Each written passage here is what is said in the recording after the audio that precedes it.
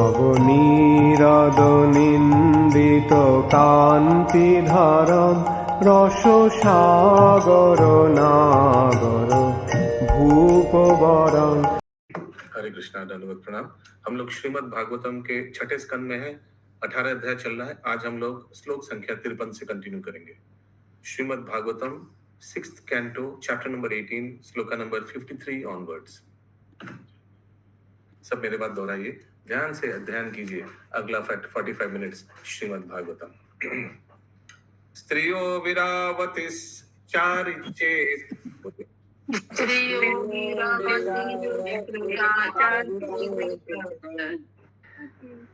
श्रगंधा बलिमर्दने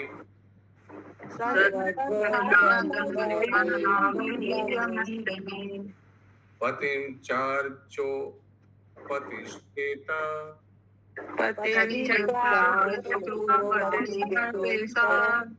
ध्यायेत् कोष्ठ गतं च तम्।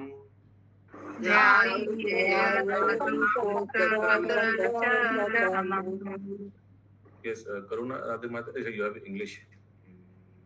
I have English, Prabhu. Can I read? नहीं, English तो नहीं चलेगा। जी जी, okay. You have Bhagavatam Hindi at home? Hindi नहीं है। Okay. Don't worry, I have also English only something. Yeah, Poonam Jaiswal माता जी, बोलिए अनुवाद। इस व्रत का पालन करने वाले स्त्री को चाहिए कि वह पुष्पमाला, चंदन, आभूषण तथा अन्य सामग्रियों से पुत्रवती तथा सौभाग्यवती स्त्रियों की पूजा करे। गर्भवती स्त्री को अपने पति की पूजा करके उसकी स्तुति करनी चाहिए।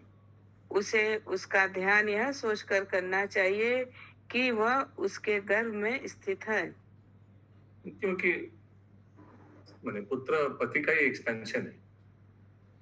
तात्पर्य, गर्भ अवस्था शिशु पति के शरीर का अंग होता है, अतः पति अपने प्रतिनिधि के माध्यम से अपनी गर्भवती स्त्री के गर्भ में निवास करता है। हरे कृष्ण। संवत्सरं पुंसवानां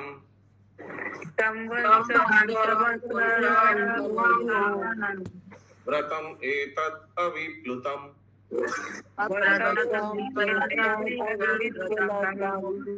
धारयिष्यसि चेत् तुभ्यम्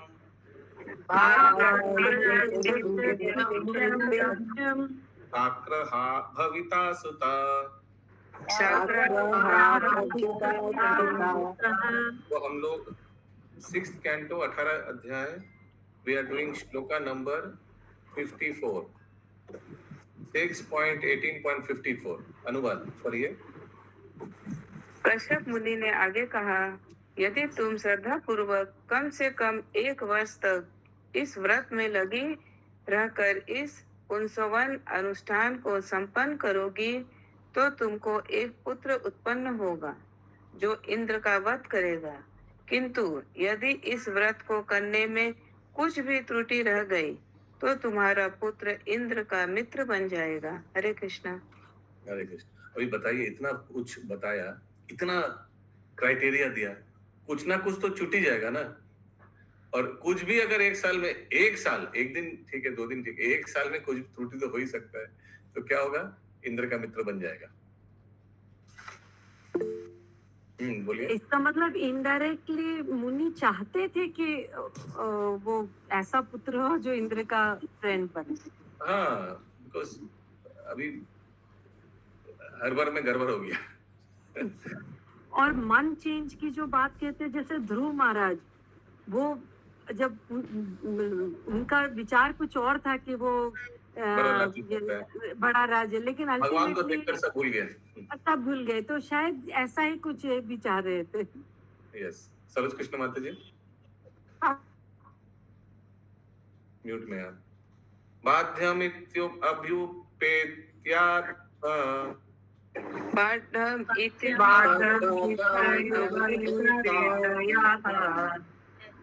दिति राजन महामना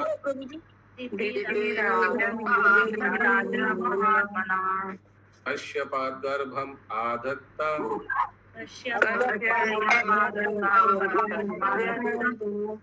व्रतं चांगो दधार च।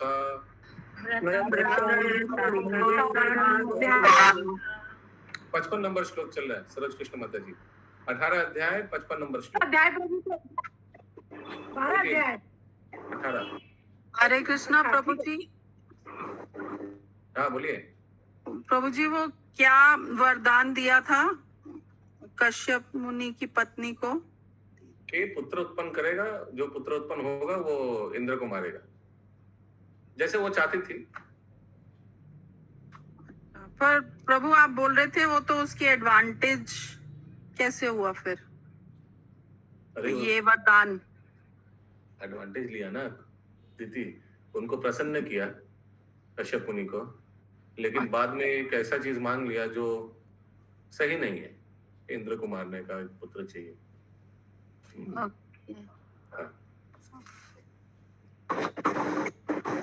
हे राजा परीक्षित, कश्यप की पत्नी दिति ने पुंसावन नामक शुद्धिकर्त्री विधि को संपन्न करना अंगीकार कर लिया। उसने कहा, हाँ, मैं आपके उपदेशानुसार सब कुछ करूंगी। वह अत्यंत प्रसन्नता पूर्वक कश्यप का वीर्य धारण कर गर्भवती हुई और श्रद्धा पूर्वक व्रत का पालन करने लगी। हरे कृष्णा। मातृस्वसुर अभिप्रायम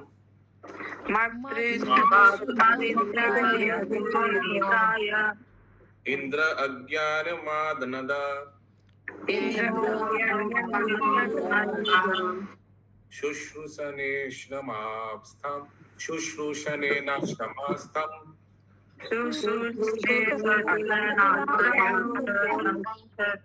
दितिं पर्यचरत् कवि।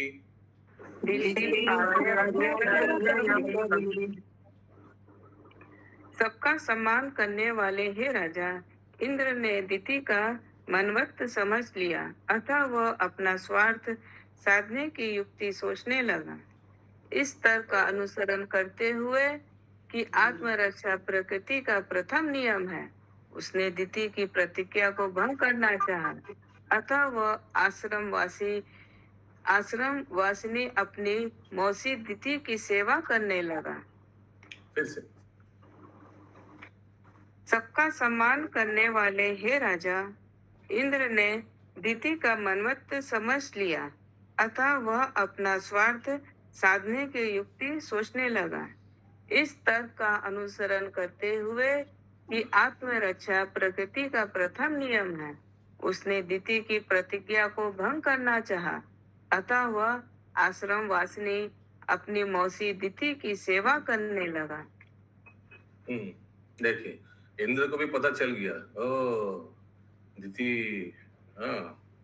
दिति लंबा खेल खेल रही है, हमी को मारने के लिए पुत्र उत्पन्न कर रही है। Following the logic that self-preservation is the first law of nature, he wanted to break Diti's promise.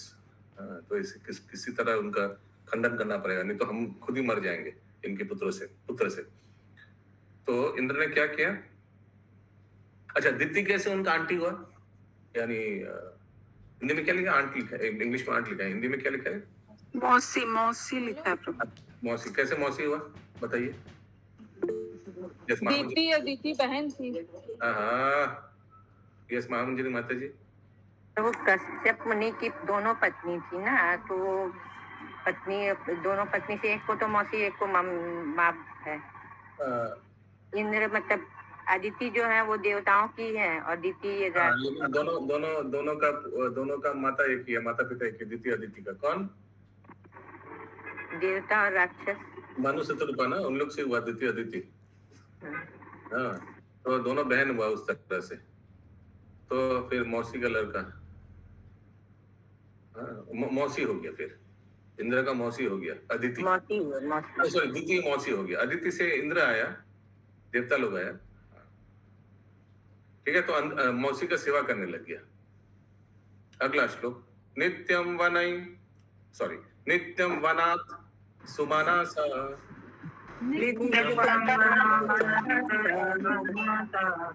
फलमूला समित कुसान पत्रानुपुर मृदो अपश्च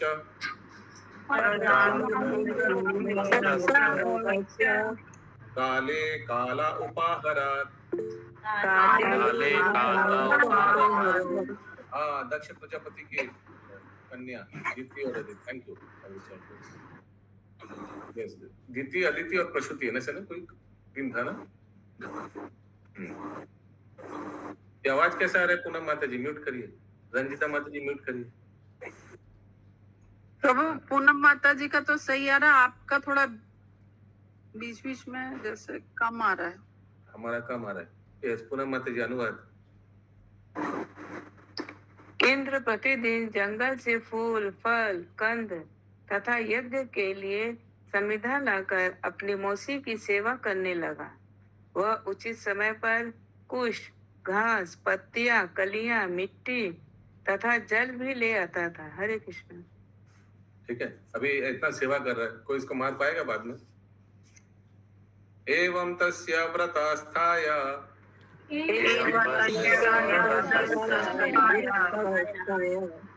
व्रता छिद्रम हरि नृप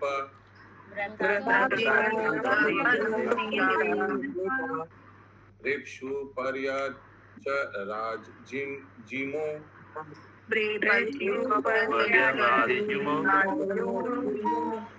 मृग हेव मृग कृता कृति।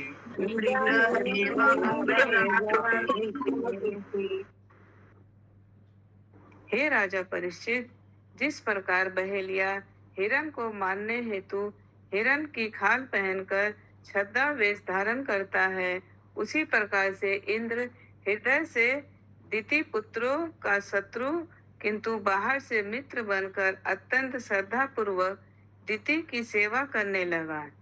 इंद्र का मंतव्य दिति के व्रत के अनुष्ठान में त्रुटि निकालकर उसे धोखा देना था, किंतु साथ ही वह यह नहीं चाहता था कि वह कोई उसे पहचान सके, इसलिए वह अत्यंत सतर्कता के साथ उसकी सेवा करने लगा। हरे कृष्ण। यहाँ लिखा नहीं है कि वो छद्मवेश में था या इंद्र जैसे बन के आया। आप लोग को क्या लग रहा है? साधु बन के आया या मौसी मौसी कह के आया, मैंने प्रिय है, अपने को शत्रु रूप में नहीं लाया, प्रिय रूप में लाया। अदिति अदिति कनौ विनाता सुरभि क्रोधा मुनि एंड विश्वा। ओके, कन्या ऑफ ये दक्ष प्रजापति। प्रभु यहाँ पे बताया कि उसको कैसे मालूम चला इंद्र को कि वो नहीं समझा। पता चला, किसी तरह से लिखा नहीं है कैसे पता चला। आकुति देवावती एंड प्रसूति। हाँ, अदिति नहीं, सॉरी, देवत 3 daughters ऑफ स्वयंभू मनु एंड शत्रुपा। हाँ, दिति अदिति नहीं, दिति अदिति ये सब इनका पुत्र है, दक्ष प्रजापति। दिति अदिति दानु कद्रु। विनीता आया था ना, कद्रु से सांप आता है, विनीता से पंछी आते हैं सब। विनाता, सॉरी। या थैंक यू प्रभु। यस, हो गया अनुवाद। श्लोक आएगा कितना? 57 ना अभी? 59 है। 59। ओके।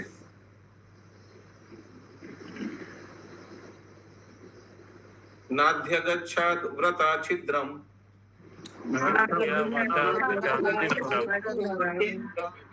तत्परो अथ महीपते चिन्तं तीव्रं गता साक्रा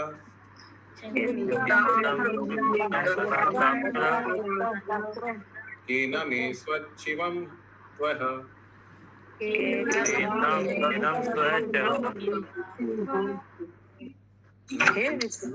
बाकी सब म्यूट प्लीज। उर्मिला मत म्यूट। हाँ, बोलिए।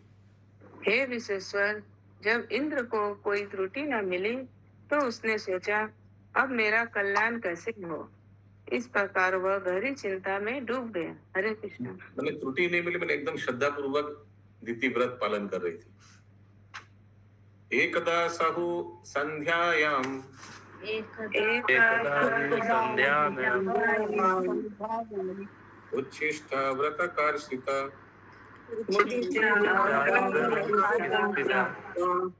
अस्पृष्टा बाल्याधूतांघ्री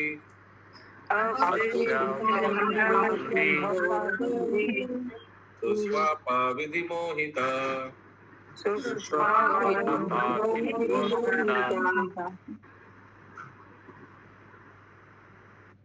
कठोरता से व्रत का पालन करते रहने से, अत्यंत क्षीण एवं आसक्त हो जाने से दुर्भाग्यवश दीति ने भोजन के पश्चात मुंह, हाथ तथा पांव धोने में असावधानी बरती और संध्या में ही सो गई। हरे कृष्ण।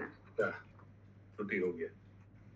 लब्ध्वा तद अंतरम साक्रो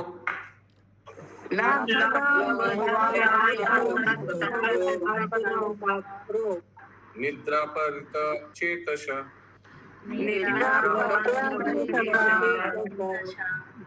दिते प्रविष्ट उदारम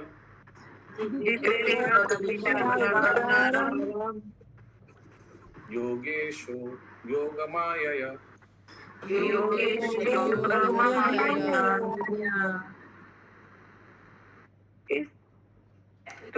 इस त्रुटि को पाकर समस्त योग शक्तियों, योग सिद्धियां यथा अरिमा लघिमा का स्वामी इंद्र घोर निद्रा में अचेत दिति के गर्भ में प्रविष्ट हो गया। तात्पर्य एक सफल योगी को 8 सिद्धियां प्राप्त रहती हैं। इनमें से एक के द्वारा, जिसे अरिमा सिद्धि कहते हैं, वह परमाणु से भी लघु बन सकता है। उस अवस्था में वह कहीं भी प्रविष्ट हो सकता है। इंद्र इसी शक्ति से गर्भिणी दिति के गर्भ में प्रविष्ट हो गया। हरे कृष्ण। चकर्त सप्ताध गर्भम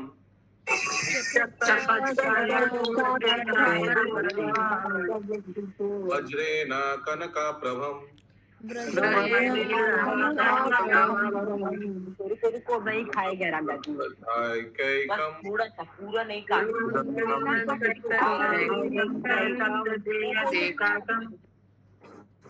मारोदीर इति तन पुनः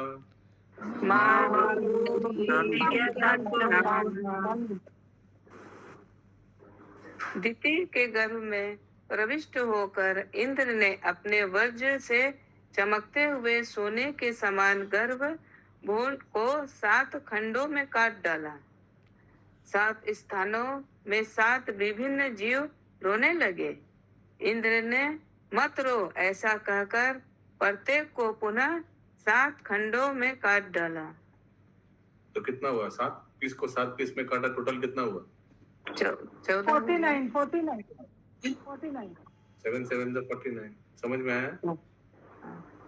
एक एक को 7 पीस पहले काटा, फिर एक एक पीस को 7 बार काटा। श्रील विश्वनाथ चक्रवर्ती ठाकुर लिखते हैं कि इंद्र ने अपनी योग शक्ति से पहले एक मारुत के शरीर को 7 भागों में बढ़ा दिया और फिर मूल शरीर के 7 भागों में से प्रत्येक को काटकर कुल 49 भाग कर दिए। जब प्रत्येक शरीर के 7 खंड किए गए तो अन्य जीवात्मा इन शरीरों में प्रविष्ट कर गए। इस प्रकार वे उन वृक्षों के तुल्य बन गई जिन्हें विभिन्न हिस्सों में काटकर पर्वत के ऊपर लगा दिया जाता है और वे पृथक सत्ता प्राप्त कर लेते हैं। रुक जाइए। पहला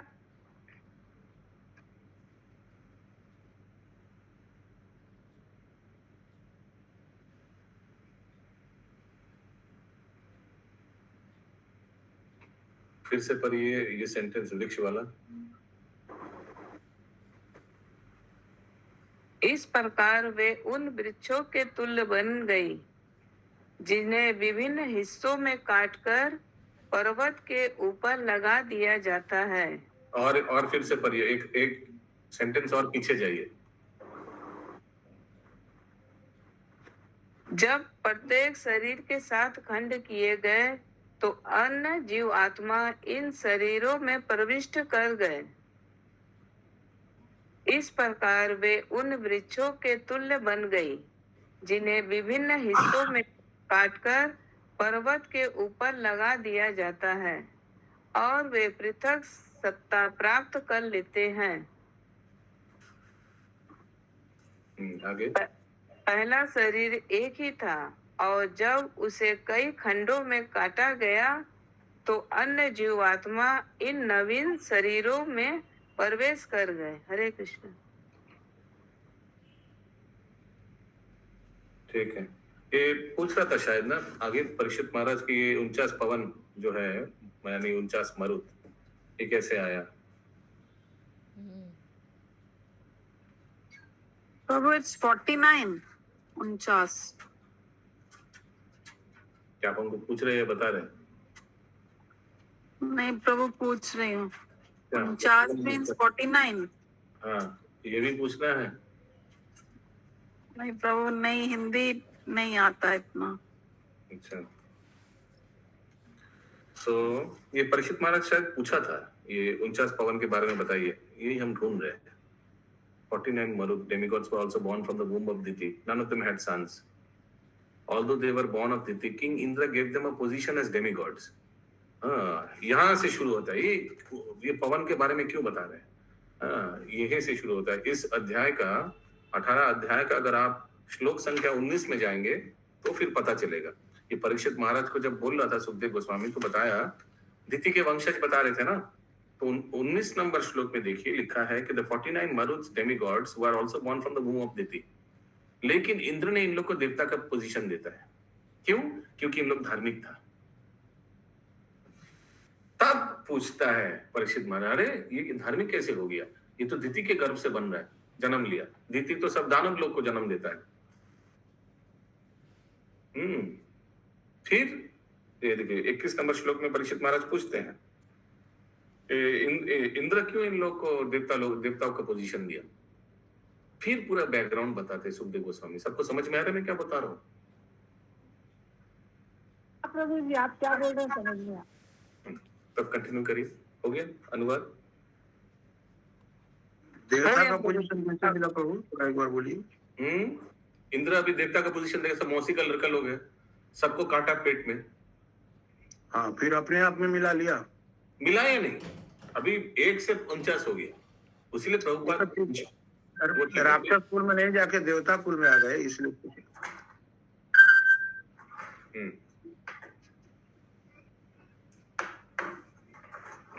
अभी देखते हैं आगे आएगा कि इन लोग का क्या पोजीशन देगा। अभी इंद्र तो देवराज है, कोई भी एक नौकरी लगा सकता है। इन लोग को नौकरी में लगा दिया देवताओं का।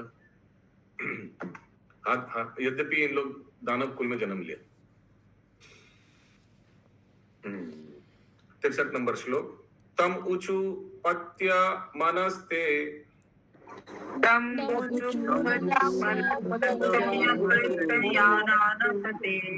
सर्वे प्राञ्जालयो नृपा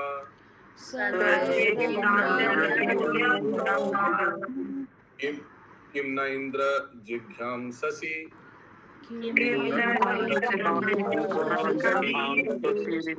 भ्रातरो मरुतस्तव।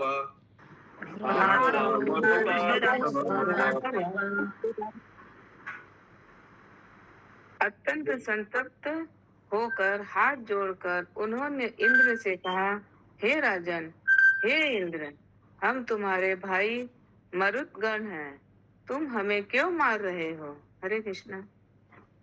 समझ रहे ना? तो उनका दया आएगा। भाई तो है, मौसी का लड़का तो भाई हुआ। माँ भैष्ट भ्रातरो मायम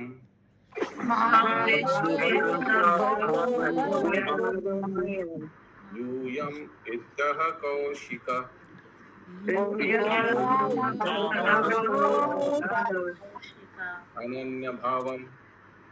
अनन्य भावान पार्षदान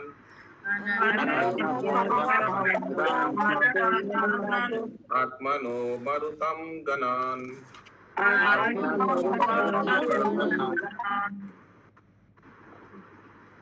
जब इंद्र ने देखा कि वे वास्तव में उसके समर्पित अनुयायी है, तो उसने उससे कहा कि यदि तुम सचमुच मेरे भाई हो तो तुम्हें मुझसे डरने की कोई आवश्यकता नहीं है। हरे कृष्ण।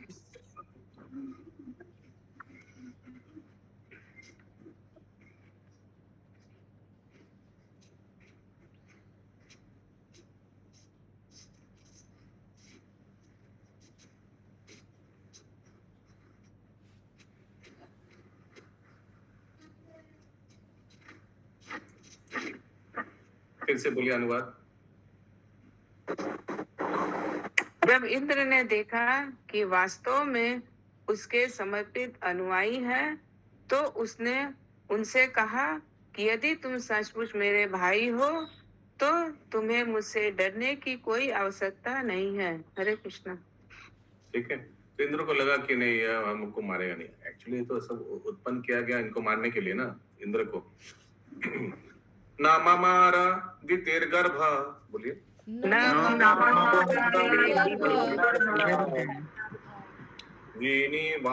श्रीनिवासानुकंपया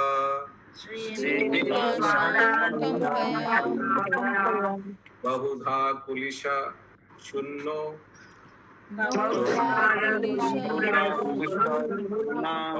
अस्त्रेण यथा भवान।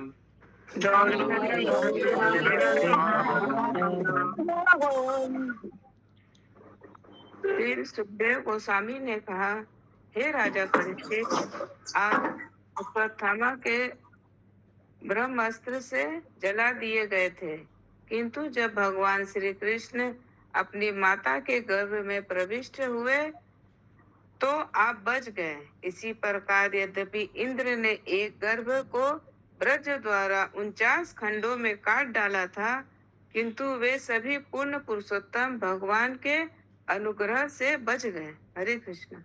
समझ में आया ना सबको? ये इंद्र बहुत बार गर्भ में प्रवेश करके बहुत बार किया इसे। एक बार अलग अलग समय अलग अलग सब गर्भवती महिला को अटैक करने गया, और एक बार कहाँ गया था, तो हमेशा उनको लगता है कि हमारा पोजीशन चला जाएगा। कयादू के ऊपर अटैक किया था। हाँ, कयादू पे अटैक किया था, करने जा रहा था, फिर नारद मुनि ने मना कर दिया। और भी था, शाकृदिष्टवादी पुरुषम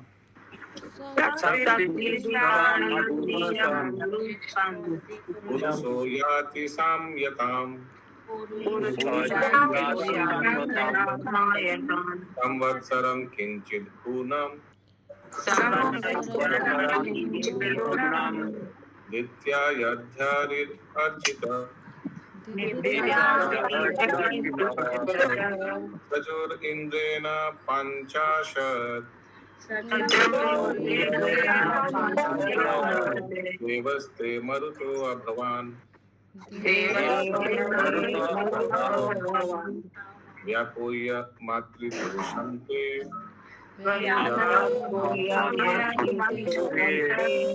हरिणा सोमापाकृता।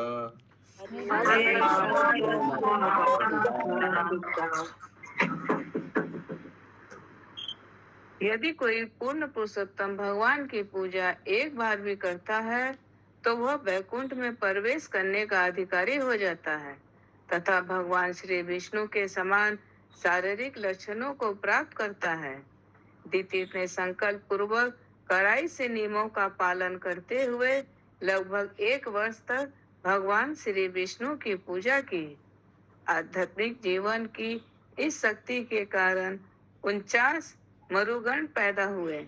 यद्यपि मनुगण दिति के गर्भ से पैदा हुए, किंतु परम श्री भगवान की कृपा से वे देवताओं की बराबरी पर आ गए।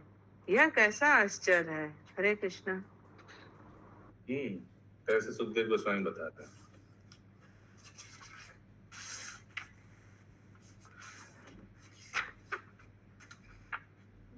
दितिर उत्थाय दादृशे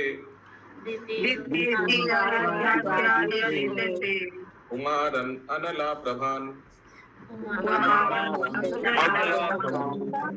इंद्रेण सहितां देवी अर्यतुष्यत् अनिंदित। मेरा आपको से एक प्रश्न है। तो अभी जो सुखदेव गोस्वामी पूछ रहे हैं कि कैसे इन लोग भक्त बन गए, साधु पुरुष कैसे हो गया। ये दिति के गर्भ से तो सब दानव लोग होता है, तो कैसे साधु पुरुष हो गया, कोई बता सकते हैं हाथ उठाकर, गूगल हाथ। ये संजना माता जी। क्योंकि वो 1 वर्षों तक कड़ाई से सारे नियमों का पालन कर रही थी और विष्णु का ही ध्यान करती थी। कौन? दिति। दिति। तो इससे क्या निष्कर्ष निकलता है अशोक मिश्र प्रभु? भगवान चाहे तो सब कुछ बदल सकता है। और क्या निष्कर्ष निकलता है पूनम शाह माता जी, विनोता माता जी? भगवान चाहे ऐसा चिंतन करते हैं, वैसा ही गर्भ में शिशु के ऊपर उसका ये पड़ता है प्रभाव। Correct, absolutely. सो गर्भ धारण के अवस्था में माता को भक्ति अच्छा से करना चाहिए, भजन कीर्तन साधना अच्छा से करना चाहिए। इसका असर बच्चों में आता है, गर्भ में जो बच्चा है उसमें आता है। इससे प्रूव होता है बच्चा सब कुछ सुन सकता है, सब श्रवण कर सकता है, अनुभव कर सकता है, और माता का जो कार्य है उसको फल मिलता है, लाभ मिलता है, वो भी डिवोटी हो जाता है। अगला श्लोक 70 नंबर ना, ये पूनम माता जी क्लियर? ओके। अथेन्द्रम अह तथाहम अतीन्द्रम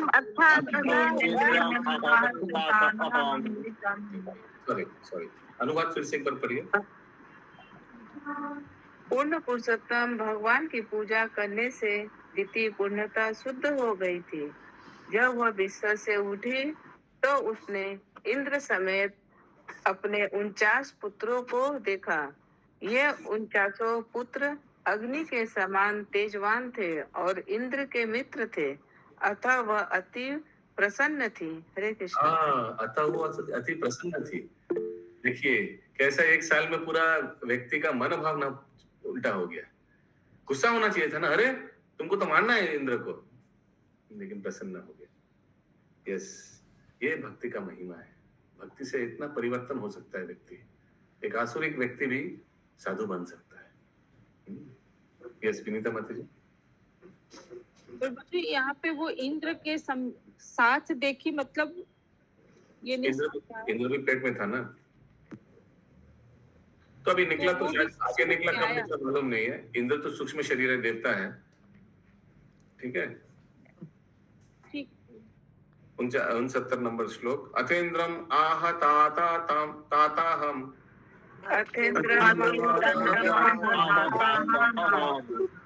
आदित्यानां भयावहम अपत्यम इच्छते आचारम व्रतम एतत् सुदुष्करम।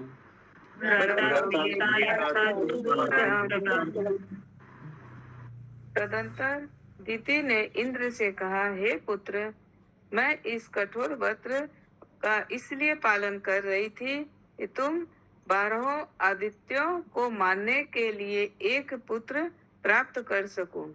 हरे कृष्ण। तो ये सत्य बात बता दिया, 12 आदित्य को मारने के लिए। यहाँ पर वो इंद्र को पहचान तो नहीं पाई, मतलब पहचान नहीं पाई। लिखा है ना दिति इंद्र को बोला। हाँ बोलती है ठीक है, लेकिन वो तो 49 के साथ एक और थे, 50 हुए ना। तो इंद्र की शक्ल तो अलग है ना। अच्छा, तो मैंने पहले वो इंद्र को मारना चाहती थी, लेकिन अभी बात बदल गई। हाँ, लेकिन बोल भी दिया कि एक्चुअली तुमको मारना चाहिए। यहाँ 12 आदित्य लिखा है, 12 आदित्य को मारना चाहते थे। देखते हैं आगे क्या है। एक संकल्पिता पुत्र, बोलिए। एक संकल्पिता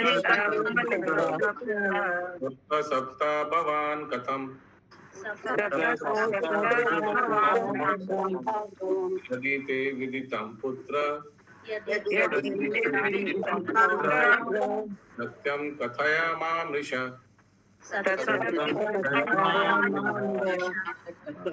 49 तो छोटा छोटा बच्चे होगा और इंद्र तो सीनियर होगा ना बाई एज, प्लस इंद्र का शरीर तो ऐसा ही है, कोई भी समझ ही जाएगा ये इंद्र है।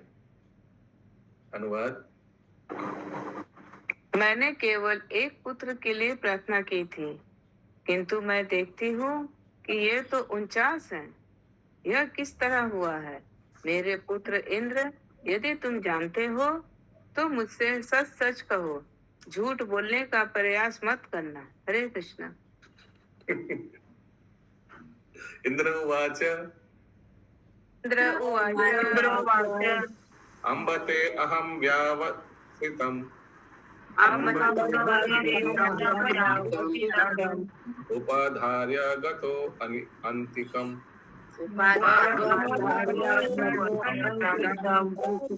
अभ्यन्तरो अच्छिदं गर्भं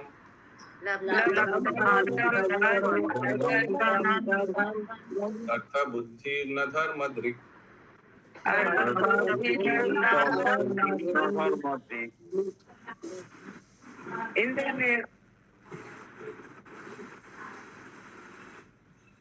इंद्र ने उत्तर दिया, हे माता, स्वार्थ से अंधा होने के कारण मैंने धर्म से मुंह मोड़ लिया था।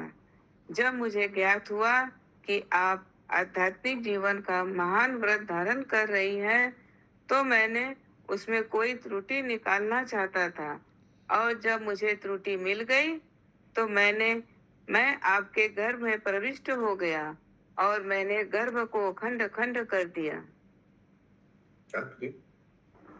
अभी सब सत्यवादी हो गए। ये दीदी भी पूरा बोलता बता दिया, ऑनेस्ट हो गया सब। भक्ति करने से भी एक अच्छा चीज है, सब पेटे को तो बोलता है।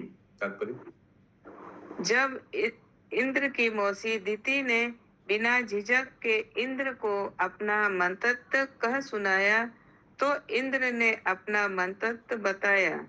इस प्रकार दोनों परस्पर शत्रु न रहकर एक दूसरे से सत्य बोलने लगे। श्री विष्णु की संगति के प्रभाव से ऐसा ही होता है। श्रीमद् भागवतम 5.18-5.12 में कहा गया है। बहुत इंपॉर्टेंट श्लोक है ये। श्लोक सबको कंठस्थ होना चाहिए। प्रभुपाद बहुत बार इसको कोट करता है। प्रभु जी आप पढ़िए ना, तो रिपीट करो।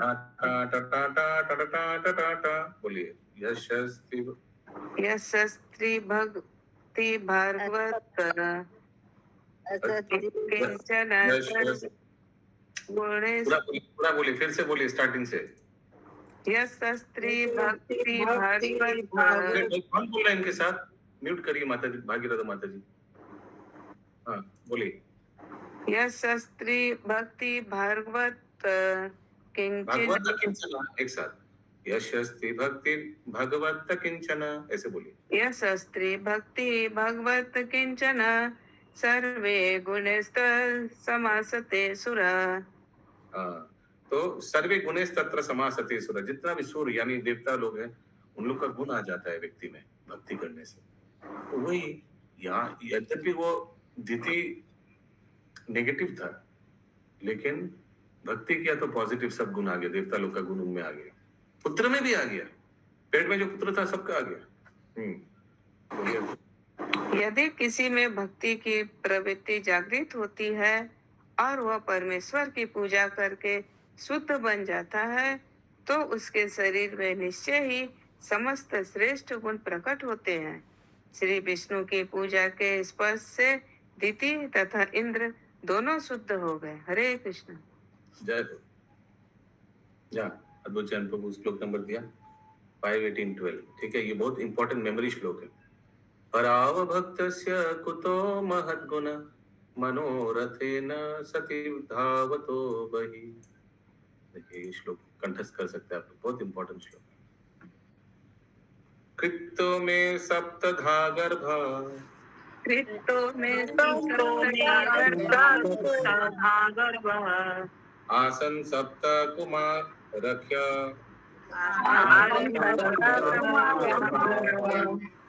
ते अपि चैकै कासो वृक्ना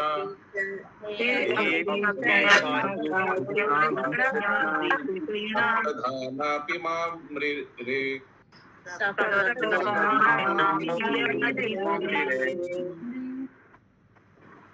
सर्वप्रथम मैंने गर्भ अवस्था शिशु को 7 खंडों में काट डाला, जिससे 7 शिशु बन गए।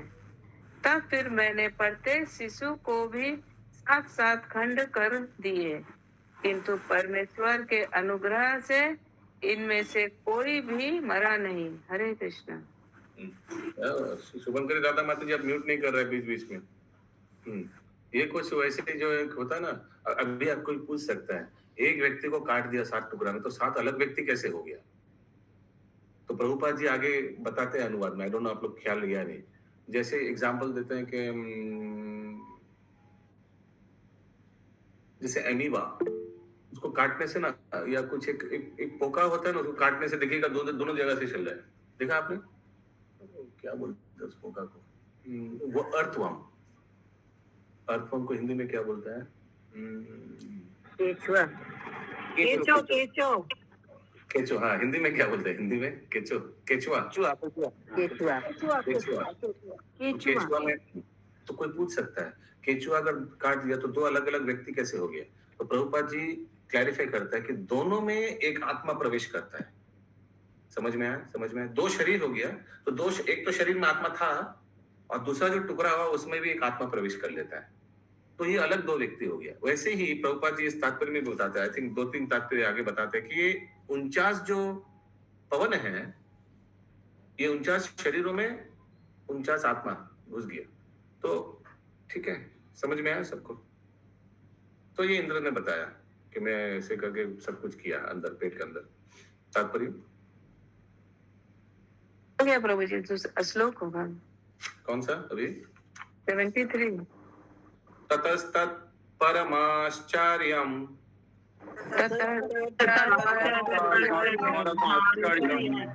भिक्षा व्यावसितं माया महापुरुष पूजया सिद्धि प्राप्त्यानुसंगिनी।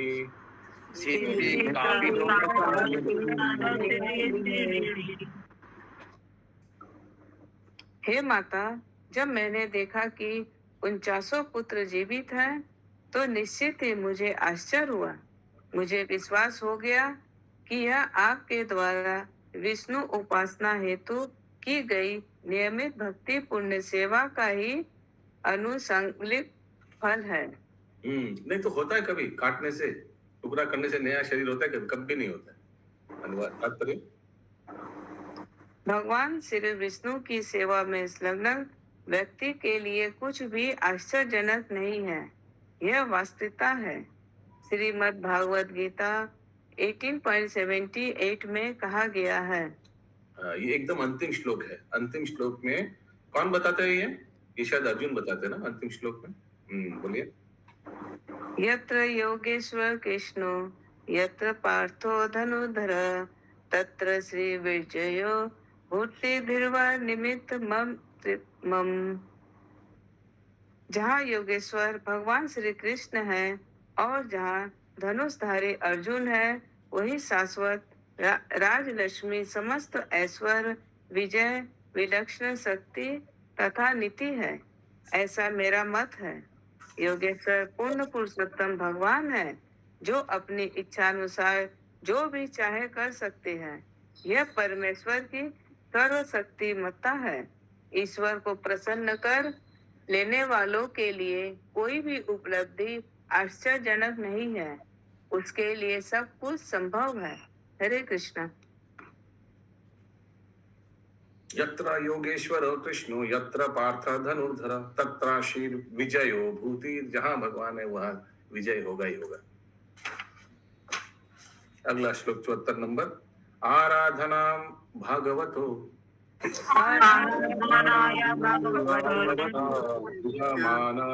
निराशिषा ये तु नेच्छन्ति अपि परम ते स्वार्था कुशला स्मृता।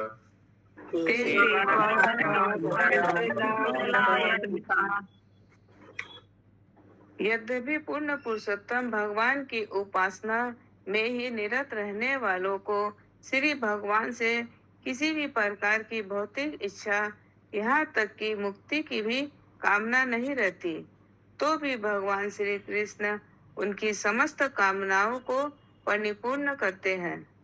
तात्पर्य जब ध्रुव महाराज को भगवान श्री विष्णु के दर्शन हुए तो उन्होंने श्री भगवान से कोई वर नहीं मांगा, क्योंकि देखिए वो करुणा राधे माता जी बता रहे थे, वैसे ही दीति का मन चेंज हो गया डिवोटी के बाद। जब पुत्र आया तो उन लोग से कभी बोला नहीं कि जाओ इंद्र को मारो। आगे क्योंकि वे श्री भगवान के दर्शन से ही पूर्ण तुष्ट थे, तो भी श्री भगवान इतने दयालु हैं कि उन्होंने महाराज ध्रुव को ब्रह्मांड के सर्वश्रेष्ठ लोक ध्रुव लोक दे दिया, क्योंकि प्रारंभ में उन्होंने अपने पिता के राज्य से भी बड़े राज्य की कामना की थी। अतः शास्त्र का कथन है, आकाम सर्व कामो वा मोक्ष काम उदारधि त्रिवेण भक्ति योगेन यजेत पुरुषं परम। उदार बुद्धि वाला व्यक्ति चाहे भौतिक इच्छाओं से भरा हो, निष्काम हो या मुक्ति का इच्छुक हो, उसे सब प्रकार से परम ब्रह्मा परमेश्वर की उपासना करनी चाहिए। श्रीमद् भागवतम 2.3.10 मनुष्य को चाहिए कि वह पूर्ण भक्ति में निरत हो, तब भले ही वह निष्काम क्यों न हो, उसकी पूर्ण इच्छित कामनाओं को पूर्ति श्री भगवान की उपासना मात्र से हो जाती है। वास्तविकता भक्त मुक्ति की भी कामना नहीं करता। अनभिलाषितम शून्यम, किंतु श्री भगवान अपने भक्त को अक्षय ऐश्वर्य प्रदान करके उसकी कामना पूरी करते हैं। कर्मी का ऐश्वर्य नष्ट हो जाता है, किंतु भक्त का ऐश्वर्य नष्ट नहीं होता। भक्त जो जो अधिक भक्ति करता है, त्यों तो उसका ऐश्वर्य बढ़ता जाता है। हरे कृष्ण। हरि बोल। कितना सुंदर भक्ति का महिमा। अगला श्लोक 75 नंबर। बहुत श्लोक दे दिया भारती माता जी, 78 तक दे दिया आपने। हरे कृष्ण। आराध्यात्मा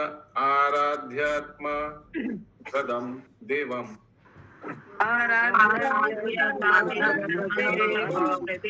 आत्मानं जगदीश्वरम् ओग्निमित गुणस्पर्शम्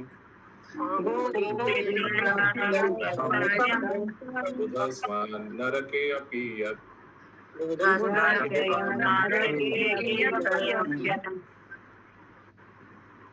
समस्त आकांक्षाओं का अंतिम पूर्ण पुरुषोत्तम लक्ष्य श्री भगवान का दास बनना है। यदि कोई बुद्धिमान मनुष्य अपने भक्तों को स्वयं को देने वाला परम प्रिय श्री भगवान की सेवा करता है, तो वह भौतिक सुख की कामना कैसे कर सकता है, जो नरक में भी प्राय है।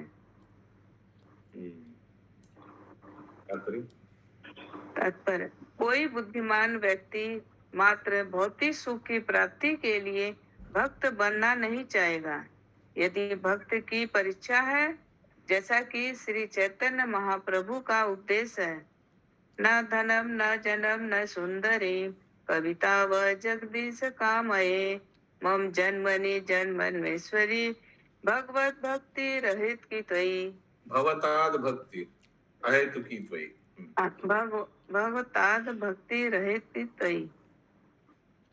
हे परम शक्तिमान ईश्वर, मुझे ना तो धन का संचय की इच्छा है, न मैं सुंदर स्त्रियों की कामना करता हूँ, न ही मुझे अनेक अनुयायी चाहिए। मैं तो जन्म जन्मांतर आपकी अहितकी भक्ति की कामना करता हूँ।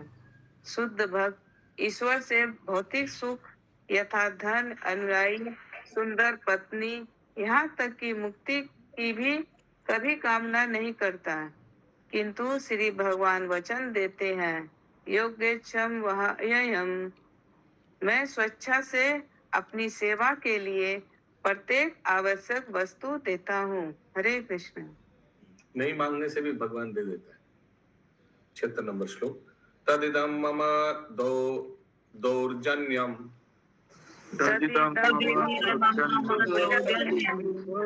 शक्यमहीयसी शान्तुमर्हसि मतस्त्वं स्वगर्भो मृतोत्थित।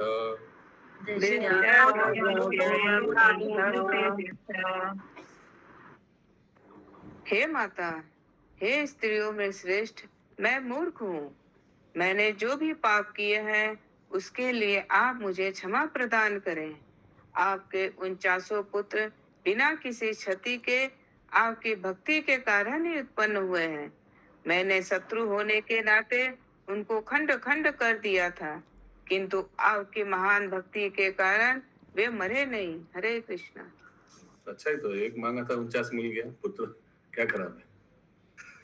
श्री शुक उवाच इंद्रस्तयाभ्य अनुज्ञात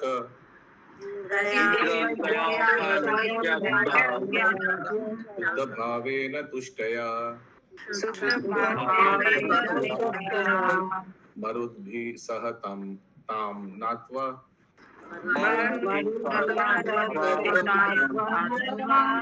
जगाम त्रिदिवं प्रभु।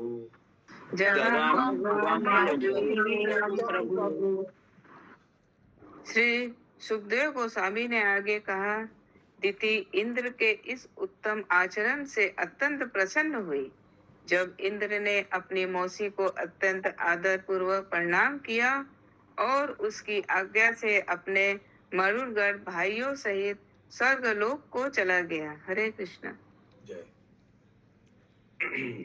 इस अध्याय का अंतिम श्लोक। अच्छा हुआ पूरा अध्याय खत्म हो गया एक साथ, ठीक है किया आपने भारती माधुरी। एवं ते सर्वम आख्यातम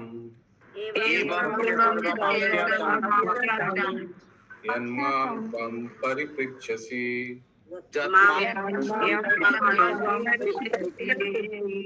मंगलम मरुतं जन्म किं भूय कथयामि ते।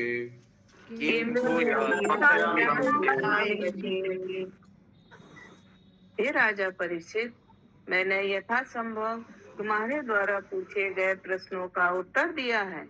विशेष रूप से मारुतों के इस शुद्ध मंगलकारी वर्णन के संदर्भ में अब तुम आगे जो पूछना चाहते हो पूछो, मैं उसे भी विस्तार में बताऊंगा। हरे कृष्णा। इस तरह इस प्रकार श्रीमद् भागवत के 6ठ स्कंद के अंतर्गत राजा इंद्र का वध करने के लिए दिति का व्रत नामक 18वें अध्याय के भक्ति वेदांत तात्पर्य पूर्ण हुए। हरे कृष्णा। श्रीमद् भागवतम की जय।